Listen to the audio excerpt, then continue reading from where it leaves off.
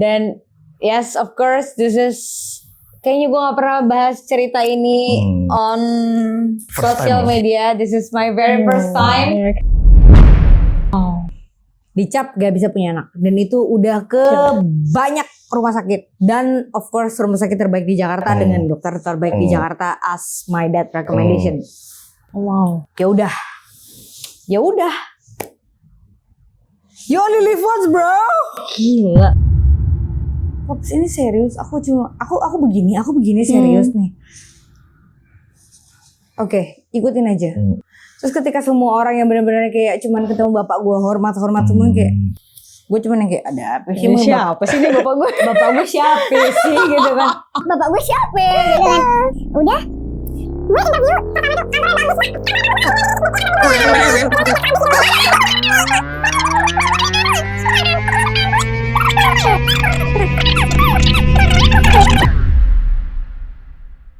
kayak gue gak butuh permission untuk gue pergi kemanapun. Iya. Walaupun ada beberapa kota atau negara yang agak bokap gue yang nggak kesini ya. Selain itu terserah. Sampai akhirnya gue jatuh cinta sama Bali. One day ada randomly person datang ke gue. Ini agak bikin gue merinding juga sih. Random person datang ke gue. How do he know kayak kalau gue Muslim gitu kan? Lebaran kok ke Bali? Iya kan? Lebaran kok ke Bali? Memang nggak pergi sama keluarga? Enggak. Saya sudah tidak ada orang tua. Saya juga nggak ada saudara. Saya sendiri.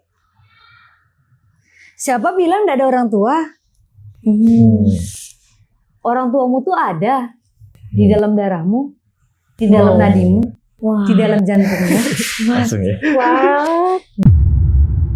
Sepanjang hidup gue nggak pernah merasa percaya sama apa yang namanya cinta atau the real love, true love, Benar. or whatever we name it. But until I see my own son, anak laki-laki pertama gue yang keluar dari perut gue dan ada di dada gue waktu ketika lahir, gue merasa benar-benar gue jatuh cinta.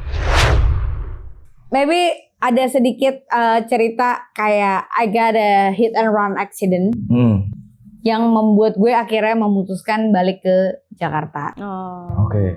Di luar itu sih sebelumnya memang kayak I got a hit and run accident.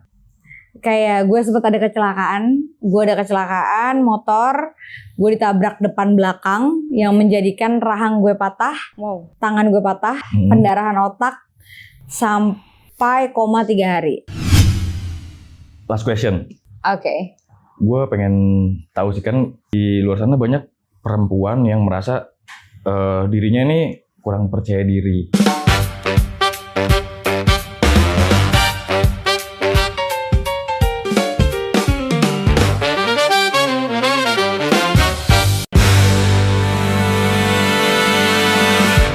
So yes, that's Animal Party, girl. Sorry kids. You gotta say this. You know the truth dah. Dan ya udah kayak living my work life balance in that time sampai akhirnya I graduate.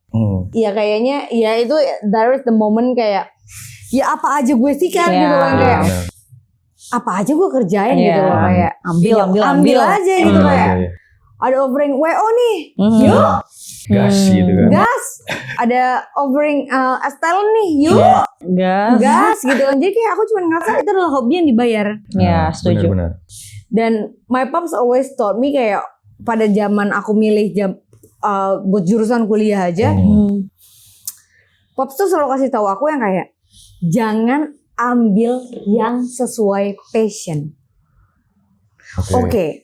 Kamu passionmu apa sekarang di DKV? Kamu suka gambar, kamu suka fotografi, kamu suka kreatif, but just make it hobby.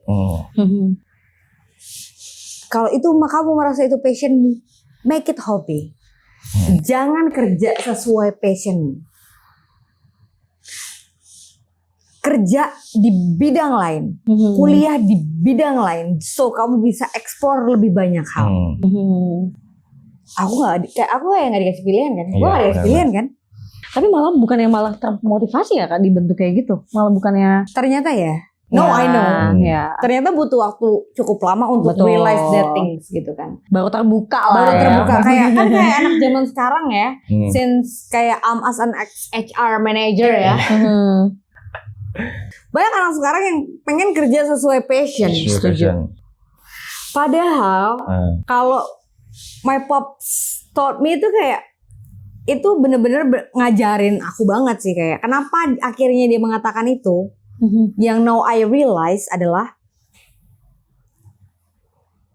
kerja bidang lain. Anggaplah engineer sekalipun. Anggaplah jadi engineer sekalipun. Walaupun sebenarnya passionmu di dunia kreatif, kamu suka gambar, kamu suka apapun yang di bidang kreatif lah gitu kan. Kamu suka videografi, kamu suka fotografi, kamu suka talent, kamu suka modeling, depan layar, balik layar. Tapi ternyata itu adalah pelarianmu. Ya, setuju sih. Iya. Karena kalau ketika kamu kerja sesuai passion, when you burn out, Ya. when you gotta run. Kapan berkembangnya juga kan? Iya. Dan nggak bisa iya, aku nggak tahu sih masalah berkembang atau nggak berkembangnya, tapi kayak burnout itu wajar. Setuju. Tapi kalau itu kelamaan gimana? Ya. Dan kalau Karena kan zona nyaman soalnya kan. terus kayak kalau burnout malah stuck loh, Ya. apalagi di dunia kreatif. Iya. Apalagi sekarang yang saya udah kecemplungnya di as a content creator. Iya. Kalau burnout tuh ya stuck loh Iya. gitu kan. Jadi ya back to my father, ya udah kayak gitu. Jadi kayak akhirnya graduate, berkarir, bisa ngerjain banyak hal, explore banyak hal, menyenangkan, dan sampai akhirnya pun dari kantor udah mulai banyak sering ngirim ke luar kota. Keluar kota kayak gitu-gitu. Ada beberapa project yang harus dikerjain di luar kota apa segala macem. Ya sudah mulai berkembang lah ya karir kita ya Kak. Gitu kan. Masa kita stagnan aja kan kita tetap, Alhamdulillah. karena kan kita prinsipnya tetap apapun kalau dilempar apa, lo bisa nggak jadi HR? Bisa. Yang penting digas dulu aja ya. Iya karena Siap. kayak sekarang apalagi zaman sekarang Iya. kita tuh bisa ngambil kelas atau course tuh banyak banget. Iya, banyak. Setuju. In that time aja gue cuma punya Google. Iya Gue sih. belum punya Gemini atau Chat Iya. GPT. GPT itu nggak ada. Belum Dulu belum punya ada. atau Iya. belum ada tuh. In that time gue cuma punya Google, tapi ya udah gue explore dan belajar di situ. And I nailed it. I always nailed it gitu kan. Iya. Walaupun ya harus explore dan belajar banyak hal juga gitu kan.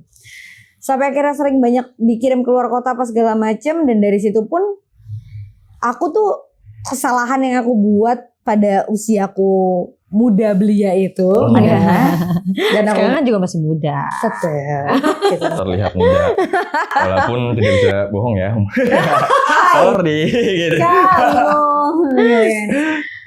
Ya aku lebih suka spend my money itu untuk traveling.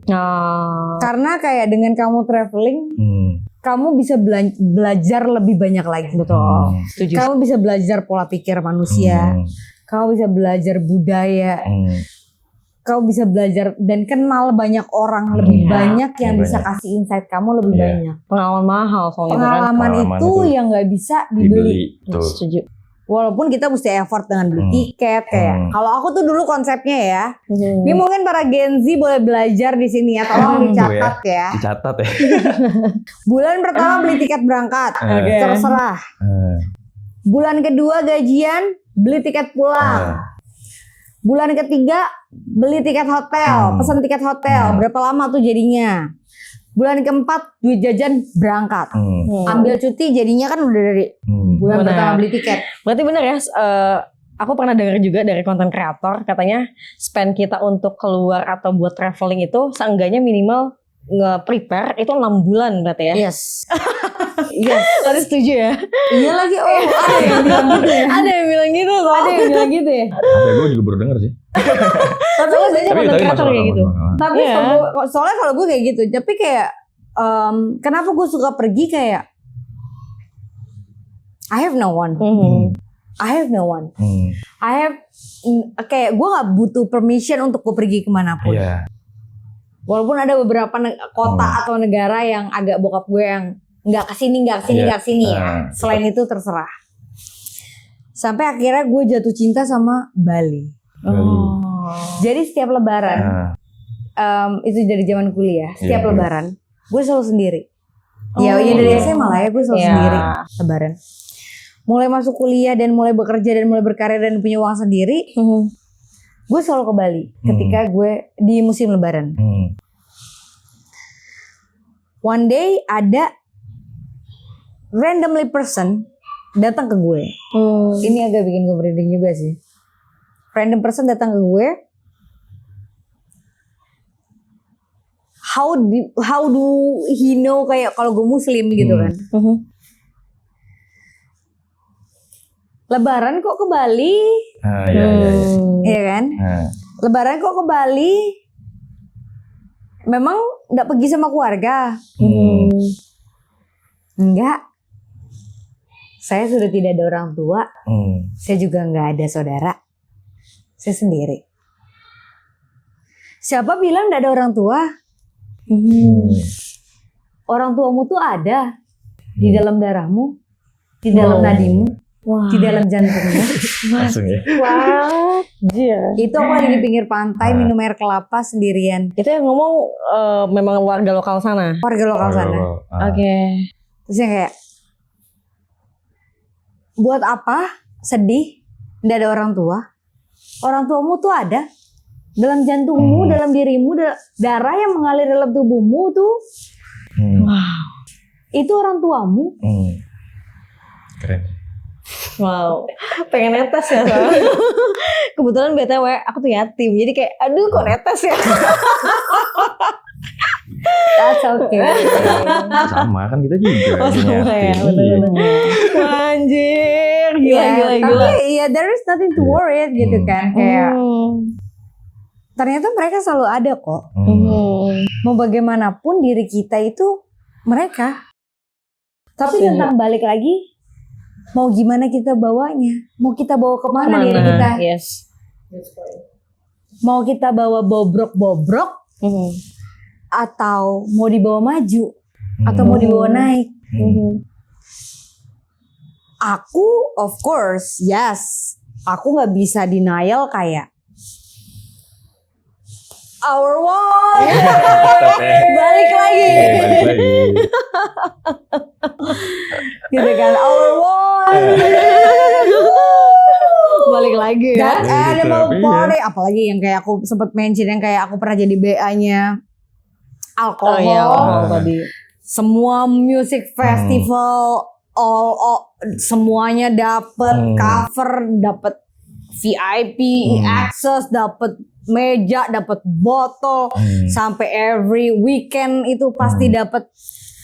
Hari ini 10 orang ya, table di table ini udah disiapin botol gini. Orang bakal mikir itu happy ya. Yes. Aku juga ngeliatnya begitu soalnya. Lama-lama bosen tau. Ada titik capeknya ternyata ya. Bosen. Iya. Bosen kalau lu melakukan hal yang hal terus-terus yang sama secara terus-menerus. Karena memang udah bukan spesial kali ya. Iya. Kayak bosen juga ternyata ya, kayak maksudku kayak sampai kapan ya begini terus. Lu mendapatkan akses itu kan dengan mudah juga kan. Jadi kayak lama-lama kayak ngapain lagi gue ya? Ya ujungnya gue bawa temen-temen gue yang lucu-lucu aja. Jadi kayak yang seru gitu ya. Yang seru-seru, yang pada gila-gila gitu kan. Apalagi ya pada zaman itu anak kuliahan apa segala macem.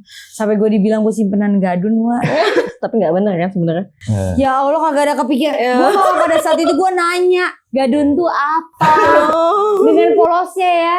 Dengan polosnya ya, anak ini gue inget banget ya. Ini one of my best friend juga sebenarnya yang ngomong tuh Opita. Jadi waktu itu that is my birthday anyway. Terus yang kayak my dad tuh selalu preparing about my birthday. Kayak mau apa tahun ini, mau kemana, mau makan di mana, mau apa. Pops aku lagi punya teman-teman baru, punya teman-teman kuliah baru apa segala macem. Aku boleh nggak ajak pergi mereka makan? Sure. Kita makanlah di Sensi.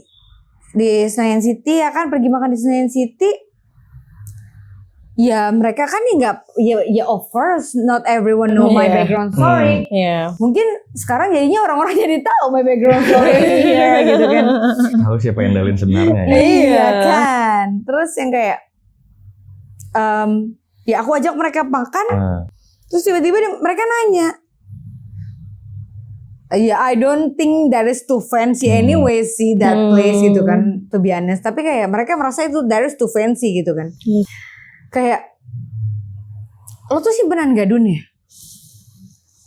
Terus gue cuma bengong. Gadun itu apa? Emang gadun itu apa? Gadun tuh om. Hah? Gue cuma yang no, I made my own money anyway. Dan kayak I don't even know how to spend my money anyway. Gitu kan, kayak ibaratnya gue punya gaji tapi gue gak tahu. Buat apa? Buat apa gaji gue gitu kan. Kayak gue bingung gitu kan.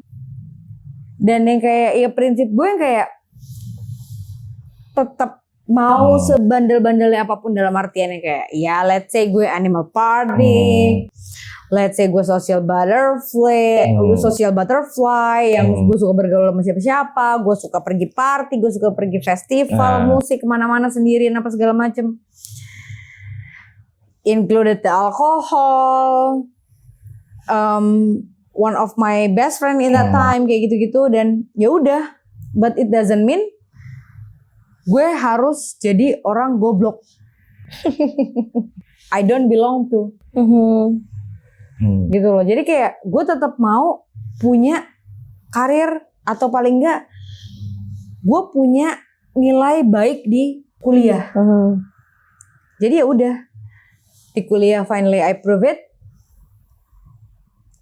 Gue punya GPA bagus in that time, gue punya IPK bagus, gue lulus. Terus gue ngerasa kayak bosen juga ya berkarir di Jakarta ya. Bosen juga ya. Kayak di Jakarta terus ya.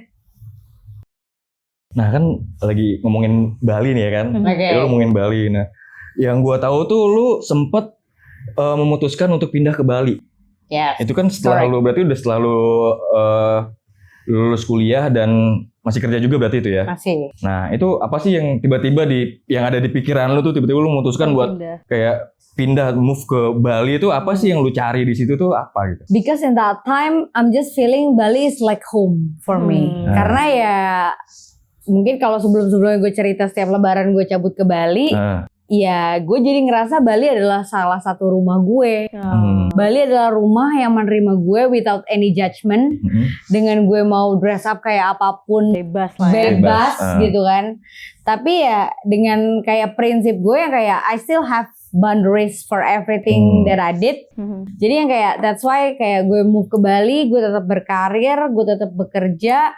Dan gue juga doing my freelance as a modeling or anything else. Di sana jalan berarti tetap ya? Tetap jalan gitu kan. Bahkan bayarannya lebih masuk akal di sana. Oh iya ya. Bahkan sampai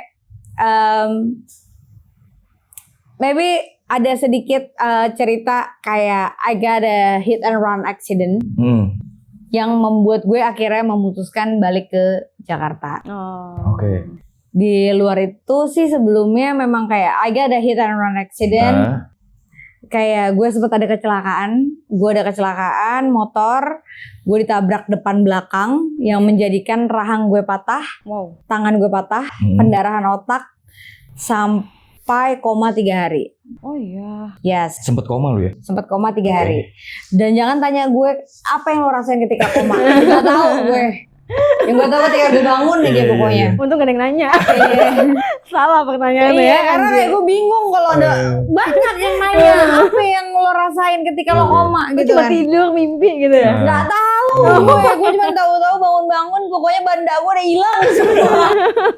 Yang gue tahu banda gue hilang, badan gue hancur aja pokoknya tiba-tiba kayak.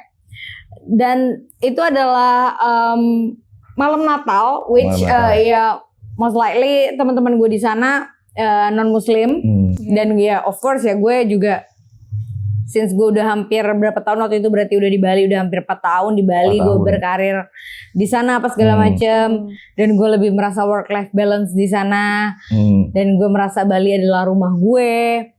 Jadi yang kayak ya udah gitu kan, dan alhamdulillah puji Tuhan astungkare gue dipertemukan juga sama orang-orang baik kayak gitu-gitu apa segala macem. Puji Tuhan. Iya, dan ya udah akhirnya ternyata that accident just happen yang bikin gue harus survive again, membuat gue harus bertahan hidup lagi. And in that years juga I lost my dad, I lost my pops. Pops passed away in the same year. Terus end of December, on October, 10 days after my birthday. Okay. Yang which bokap gue selalu ribet. Mau celebrate apa tahun ini? Mau ajak makan teman-temannya di mana? Apa segala macem. Ya udah, after that, on December. Jadi tahun-tahun COVID ya kalau nggak salah? Yes. 2021. 21, iya masih COVID ya kan? COVID ya, 2021 there is my lowest point in my life. I can say that. Terus ya udah, I lost my dad. Terus in that time juga gue akhirnya finally resign dengan pekerjaan gue sebelumnya. Karena mereka bilang gue bohong tentang kepergian bokap gue. Ya udah, abis itu gue jalan freelance gue as a modeling. Which duitnya lebih banyak dibandingkan gue kerja kantoran ya, Wak. Iya sih. Iya lagi, sorry banget nih, Wak. Gue kerja 2 jam udah berapa? Iya lagi. Kerjaannya kita juga cuma push gitu kan. Dah, ya udah akhirnya ya gue nggak tahu. That hit and run accident happened to me. Gue nggak menyalahkan siapapun. I'm not even want to blame myself. Karena yang gue rasa ya Bali masih percaya sama karma.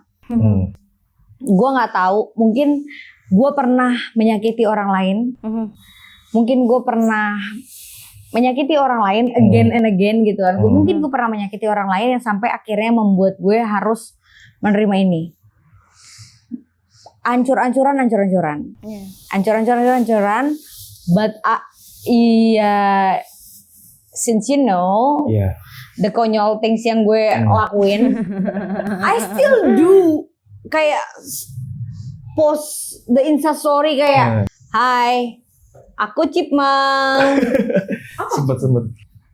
You don't even know Chipmunk? Enggak. Marmut ya apa sih? Kayak tikus apa sih? Bukan marmut itu loh yang kayak hamster tapi yang itu. Marmut gitu, kayak marmut gitu, tapi kayak itu ada film Chipmunk, pipinya besar sekali. Kita beda fase, kamu kan nggak tahu Chipmunk. Dia Gen Z clean, jadinya dia. Okay. So okay, I'm still Gen Z anyway. Gitu kan. Terus kayak Chipmunk, tapi kayak Chipmunk X Chucky, karena kayak banyak banget jahitan. Mungkin kayak thank God kayak operasinya baik ya, gitu kan. Jadi kayak tidak membuat. Ya fase itu ya kayak ya oplas ya, beneran definisi oplas ya Wak gitu kan. Terus sampai kayak gue pun harus merasakan operasi berkali-kali apa segala macem. Terus juga sampai akhirnya gue memutuskan untuk bertemu dengan suamiku. Masya Allah. Di situ aku malah dipertemukan ke suamiku di situ. Bali apa Mas? Di Bali. Oh di Bali ketemunya. Ketemunya di Bali. Oh di Bali. Ketemunya di Bali. Pada waktu itu terakhir itu kerjaan gue itu memang di infrastruktur telekomunikasi, which suami gue kerja di telekomunikasinya, yang gue banyak megang handle perusahaannya dia. Sorry. After kejadian itu tuh, lu masih stay di Bali atau emang langsung masih di Bali? Berarti ya? Masih di Bali. Okay. Gue masih di Bali, gue masih recovery di Bali apa segala macamnya. Sampai ya udah lah ya, bolak-balik masuk ruang operasi itu rasanya udah kayak B aja. Kayak yang paling worst scenario that I ever have itu adalah gue harus, karena rahang gue patah, jadi kan kayak kita pasang braces, tapi bracesnya itu digusi. Jadi kayak digusi, literally gusi, jadi giginya diginiin. diginiin terus dikunci kayak pakai ya braces gitu, braces tapi digusi, dan itu ada 6 sampai 7 cm kawat. What? Anjir. 6 sampai 7 cm kawat, mungkin hampir 20 yang ada di mulut gue. Makannya gimana, Kak? Gak bisa makan. Aku Pakai cuma minum selang? Enggak. Cuma minum susu. Wow. Oh, dari situ ini. Cuma minum susu. Jus mungkin juga bisa kali ya? Jus. Minum berarti yang Jadi kayak liquid diet. cair lah ya. Jadi only liquid diet. Terus sampai akhirnya aku harus, tapi ya gitu dengan kedablakan gue ini. Tetap ya. Tetap ya. Masih.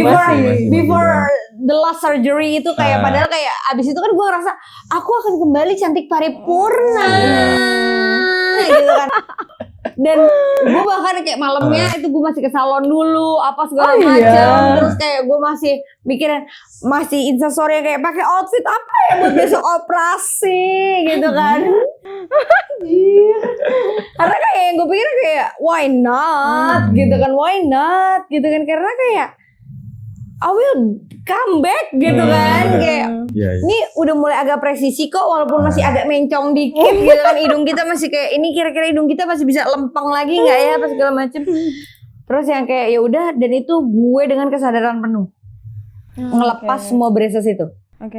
Jadi kayak gue cuman kumur pakai es batu. Gue udah bilang kayak at least bisu lokal or anything else, tapi dia nggak mau. Dokternya bilang kayak ini akan lama penyembuhannya. Ini akan lama penyembuhannya. Ini aja. Apa langsung aja ya udah lepas. Set. Udah deh, cantik lagi deh aku deh. Dan di situ lu berarti masih melanjutkan pekerjaan lu di Bali. Itu kan pada saat itu sebelumnya ya karena freelancean sebelumnya apa segala macem. Jadi kayak ya udah, gue nggak punya kayak main job gitu, udah nggak ada. But gladly kayak I thank God akhirnya gue ketemu suami gue yang banyak menginfluence gue. Kayak there is the one person, the one guy, the one man yang gue masih berani ketemuin. Which in that time we knew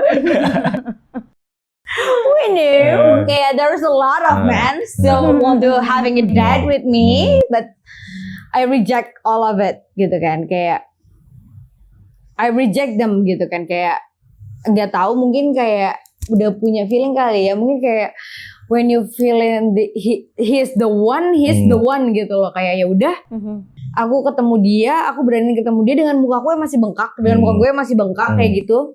Bahkan dengan gue masih pakai braces apa segala macam, dengan gue yang masih cacat lah, let's say cacat gitu kan.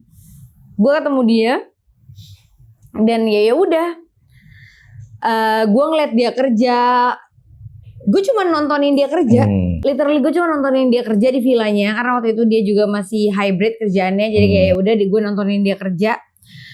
Dan in that time juga gue I have no emotion. Kayak gue nggak tahu apa itu rasanya sedih, gue nggak tahu rasanya happy, gue nggak, ya udah gue bawa bercanda aja apapun. Jadi kayak gue nggak tahu kalau lo sedih nggak apa segala macam, nggak tahu. Sedih tuh apa ya, Wak? Mati rasa, totally numb karena gue baru merasakan emotion itu after 10 days. Setelah 10 hari gue baru punya emotion kayak, oh gue sedih ya ternyata kayak gini. Oh gue happy ya ternyata gue masih diberikan the second chance of life. Jadi ya, dan gue ngelihat again, gue bisa mentioning about my husband yang finally be my husband gitu kan. Tutur cara bicaranya sangat sama dengan bokap gue. The only one person yang kayak I'm really scared atau yang sangat amat gue sanjung itu adalah bokap gue, which pops gitu kan. Dan gue melihat itu ada di dia.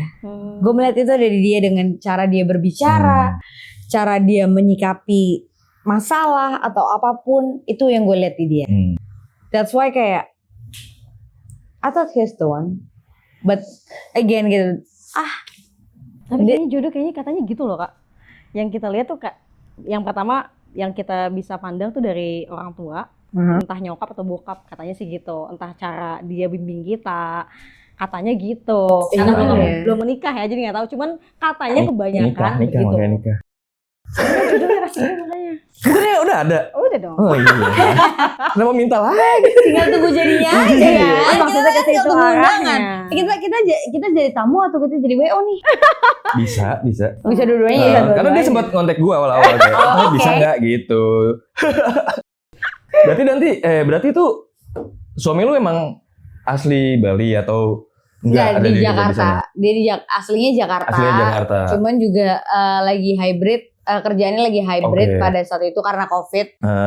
Jadi dia full time banyak di Bali. Banyak stay di Bali. Ya udahlah ya dia sewa tempat tinggal semua segala macam di sana. Dan ya udah deh, gue akhirnya benar-benar. Apakah sosok itu yang membuat lu akhirnya memutuskan kembali ke Jakarta? Sebelum itu mungkin akhirnya mengembalikan gue lagi kembali ke titik karir gue, dan gue bahkan merasa karir kayak my main goals itu akhirnya udah ada di situ. Akhirnya gue bisa kembali recovery gue itu less than 3 months. After that gue langsung balik ke kantor lagi, gue kerja full time lagi. 2 bulan ya? Gue kerja full time lagi, cepet banget recovery gue. Terima kasih Allah, alhamdulillah. Kan? Terus dan gue dipertemukan dengan ini, suami gue, dan again tiba-tiba he's not the one who proposed me. I'm the one who asking my ring. Anjir. Dengan 20 cincin yang sebelumnya aku tolak. Iya. Dan ini aku nodong cincin gue, seorang Endalin yang kalau gue akan selalu bilang kayak semua teman-teman terdekat gue pasti tahu I will marry myself if I can. Karena kayak once lo udah jatuh cinta sama diri lo nggak akan mau berbagi itu lagi gitu loh. Jadi kayak ya udah gitu kan. Tapi kayak ini ya rasanya dicintai. Kayak ini ya rasanya feeling safe. Ini ya rasanya dijaga. Real ada berarti ya sebenarnya. Iya, ternyata beneran ada. Dan ya udah gitu kan. Sampai kayak salah satu sahabat gue yang dia tuh sebenarnya ternyata udah nyiapin cincin. Tapi gue tuh selalu pergi kemana-mana tuh bawa sahabat gue di Bali. Lagi-lagi dia nggak punya kesempatan itu kan. Kayak dia mau bawa gue ke fine dining atau apapun segala macam, gue bawa sahabat gue.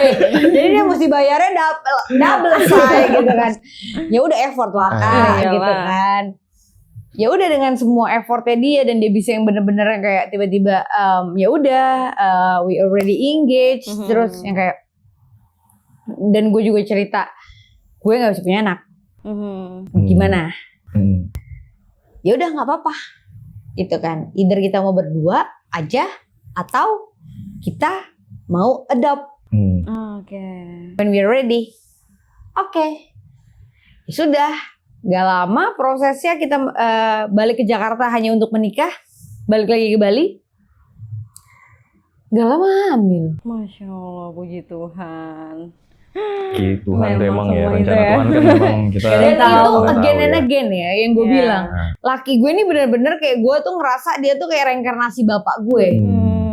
Dia tuh, kita tuh sampai dari zaman lamaran, kita tuh udah periksa ke beberapa rumah sakit untuk cek kondisi badan gue, kondisinya dia apa segala macam. Is it possible untuk punya anak atau enggak apa segala macam? The answer is no. Wow. Coba dong, gue pengen tahu Kak, setelah lu melewati masa fase berat lu lah ya, bisa dibilang kita flashback lagi sama cerita-cerita lu yang kemarin. Lu kan sekarang sebagai content creator lah ya. Gue pengen tahu dong, di masa fase berat lu itu, lu pernah ngerasa insecure gak sih? Kenapa lu bisa? Yang pertama, kenapa lu bisa? Lu pernah insecure atau enggak? Terus lu kenapa bisa balik lagi dan pede buat ke fase lu mau balik lagi ke Instagram atau sosial media lu lah? Insecure, satu-satunya yang bikin gue ngerasa insecure adalah ketika gue pergi ke gym di Bali. Oh ada berarti ya fasenya ya? Fase insecure gue adalah ketika gue pergi ke tempat gym di Bali. Itu orang perempuan-perempuan yang kayak gue ngerasa gue cantik gitu ya. gue merasa gue cantik gitu ya. Tiba-tiba gue nge-gym di Bali itu orang-orang badannya kayak Kim Kardashian wah. Itu kayak satu-satunya momen gue ngerasa gue insecure. Tapi buat berani lu balik lagi, maksudnya berani tampil ke Instagram, itu kenapa alasannya?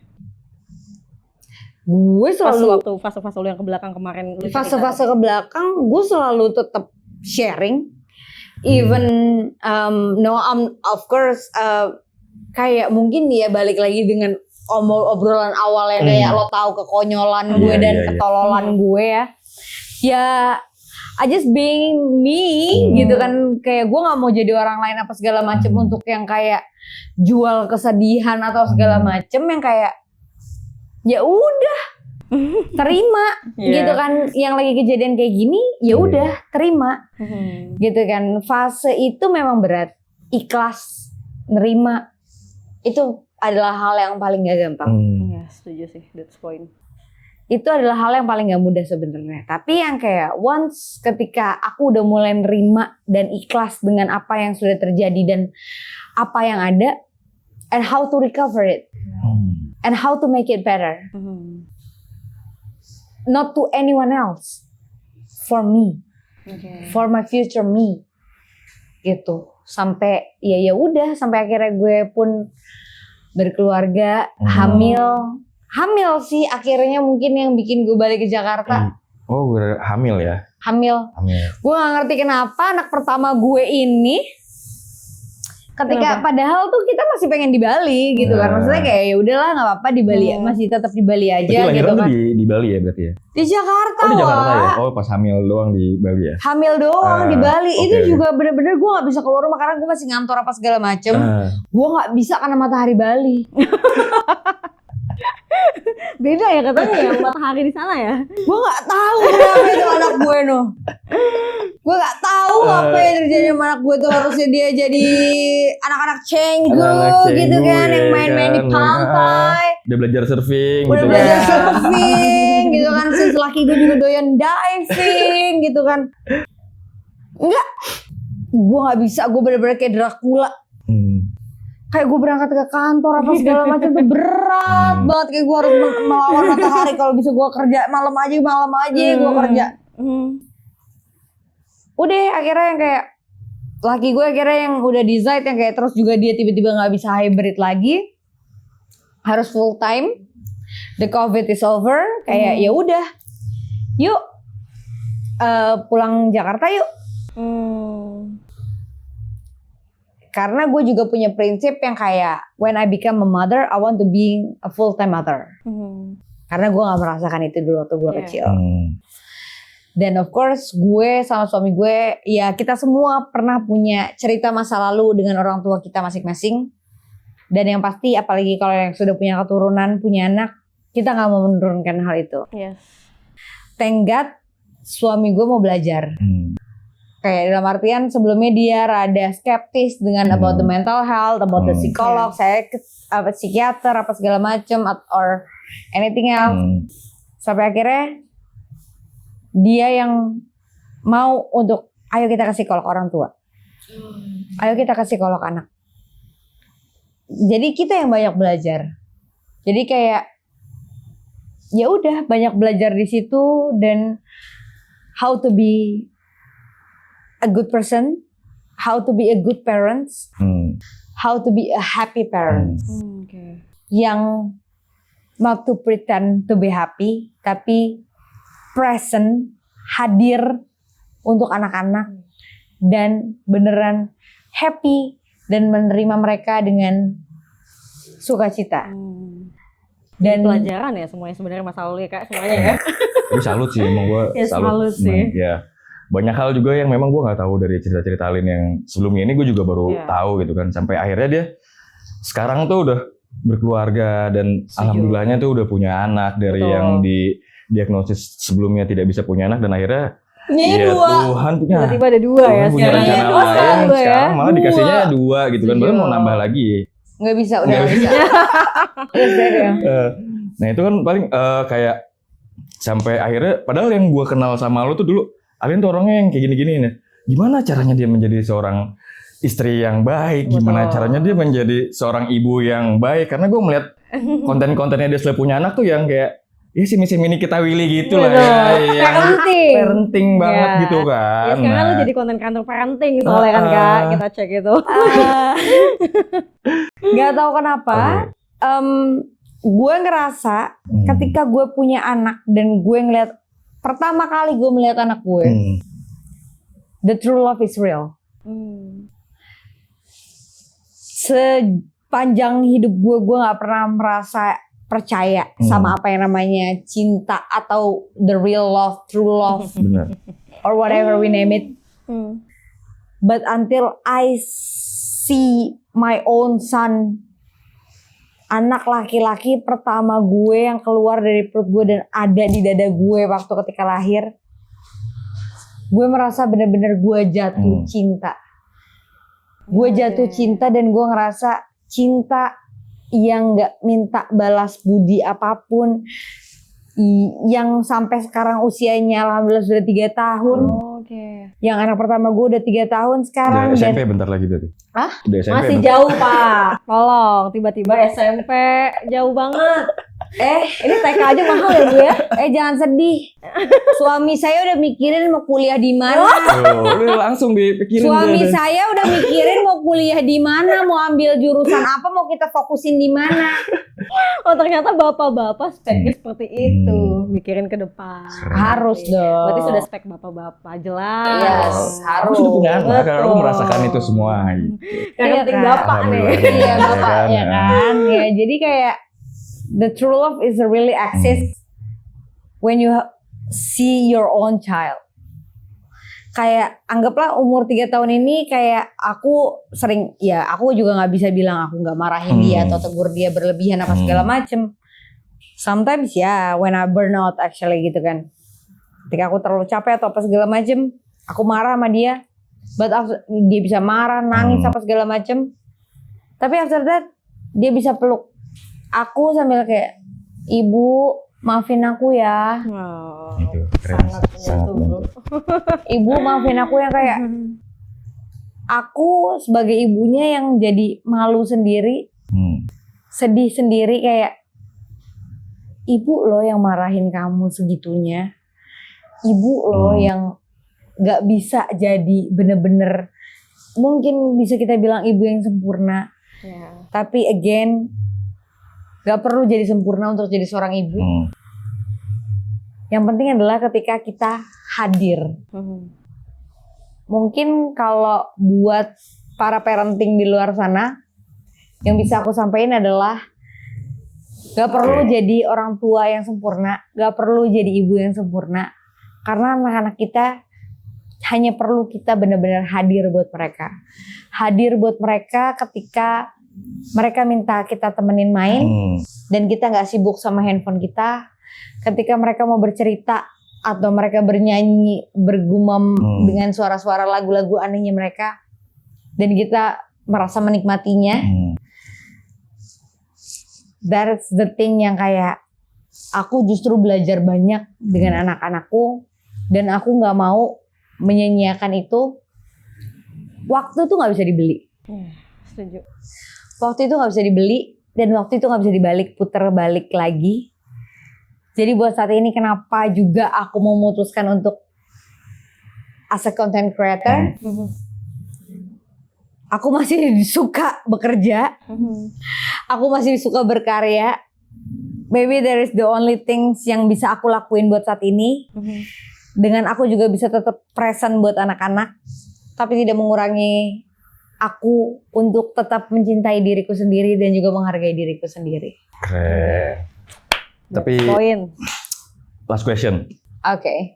Gue pengen tahu sih, kan mungkin ya di luar sana tuh banyak perempuan.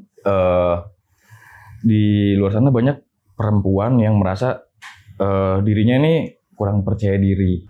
Oke. Kurang percaya diri, dan mungkin dia punya trauma di masa lalu juga. Dan memang ada satu hal yang membuat fisiknya berubah dan menjadikan dia tuh ya nggak pede lah ya. Secure lah ya. Gue pengen tahu selain pesan lu tadi sebagai as a parent ya. Nah gue pengen tahu pesan lu untuk yang tadi gue bilang itu apa sih yang bisa lu sampaikan untuk perempuan-perempuan di luar sana yang merasa tidak percaya diri dan yang seperti itu. Oke. Since I've been there too, mungkin kalau kamu mau tahu juga, mungkin aku dulu pas sama papa yang masih kerja awal-awal, which zaman kuliah, aku sempat 70 kilo. Ah ya. Lumayan. Serius? Wow. 70 kilo. Bisa. Aku bener-bener. Kalau kamu mau dibilang galon, Yakult, aku apa? Tabung ini, apa namanya? Tabung gas ya. Bukan tabung gas lagi, apa yang kalau yang buat ngisi air? Galon? Apa? Bukan yang ngisi air. Toren. Toren. Mikir toren, gue udah jadi toren sekarang. Pesannya dong, gue pengen tahu nih sebagai perempuan. Sebagai perempuan ya, pertama adalah terima dulu. Aku suka journaling.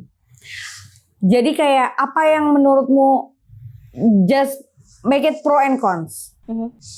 Tulis journaling, the simple pro and cons.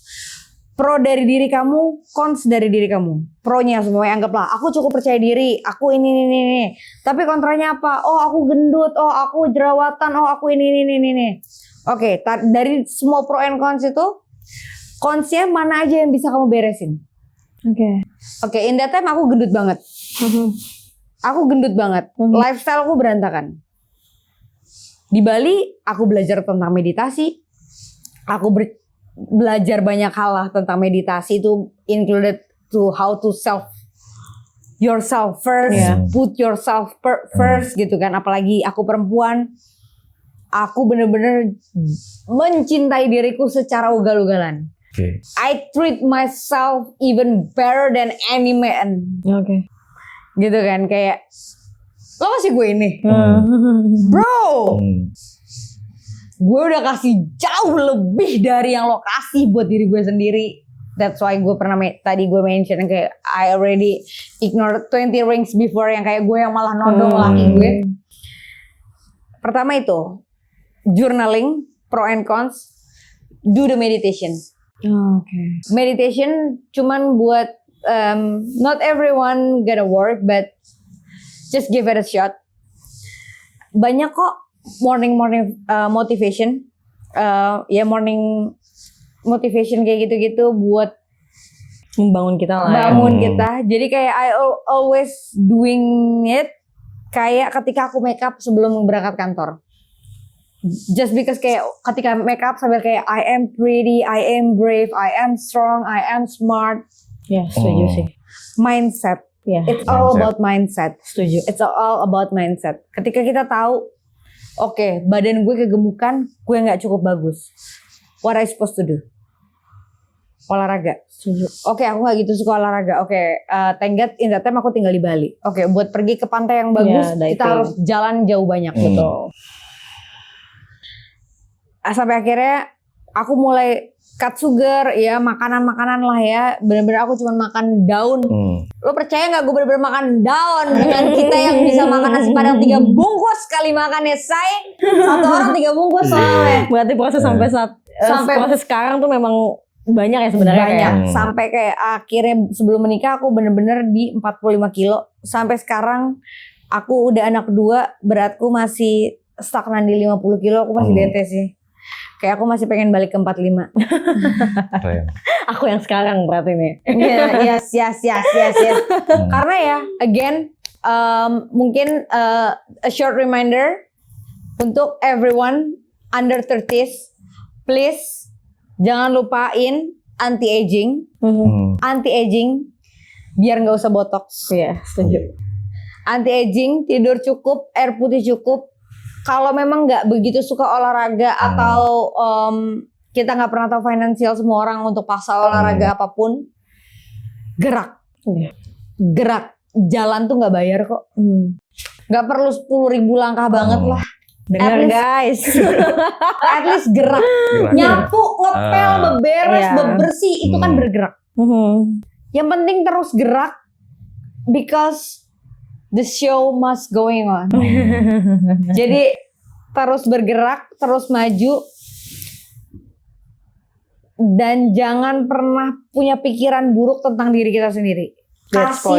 pikiran baik terus, kayak terus percaya diri aja, kayak terus aja tanamin walaupun mungkin di mata orang lain nggak semua orang bisa punya mata yang sama kayak apa yang kita lihat diri kita di cermin. Nggak semua orang bakal bilang kita cantik, nggak semua orang bakal bilang kita pinter, nggak semua orang bakal gitu. Just set the boundaries. Akan ada orang yang percaya kalau kita cantik. Akan ada orang yang percaya kalau kita pinter. Akan ada banyak orang yang merasa kita capable ketika benar-benar kita bisa tunjukin itu. Ya, that's point. Keren, Endalin. Memang parenting terbaik ya, gak salah konten kreator ini. Dari tadi kan kita ngomongin Endalin ya, cuma mungkin ada yang udah pernah ngikutin dia dan mungkin ada juga yang belum ngikutin dia di Instagram nih. Nah, di sini mungkin lu boleh spill Instagram lu nih, di bawah atau TikTok lu, sosial media lu boleh di bawah sini ya, nanti di sini boleh. Di mana-mana makanya. Banyak lah ya nanti di sini semuanya. Ya boleh, kalian boleh follow Instagram gue di Endalin Legaspi. I would be very happy to share any stories again. Dan yes, of course, this is kayaknya gue gak pernah bahas cerita ini on social media. This is my very first time. And I would be very happy to share this journey. To be honest, this is one of a kind journey for me. Dan aku percaya bukan cuma aku doang yang jalanin ini. Dan aku berharap semoga semua orang di luar sana yang juga sedang berjuang jangan nyerah hari ini. Jangan nyerah besok karena masih ada hari-hari selanjutnya. Terus berjuang, terus bertahan because the show must go on. Gile, mantap. Thank you Alin yang udah menyempatkan waktunya kesini sharing-sharing. Semuanya sukses juga buat karir-karirnya, sehat juga buat suami dan anak-anaknya. Amin.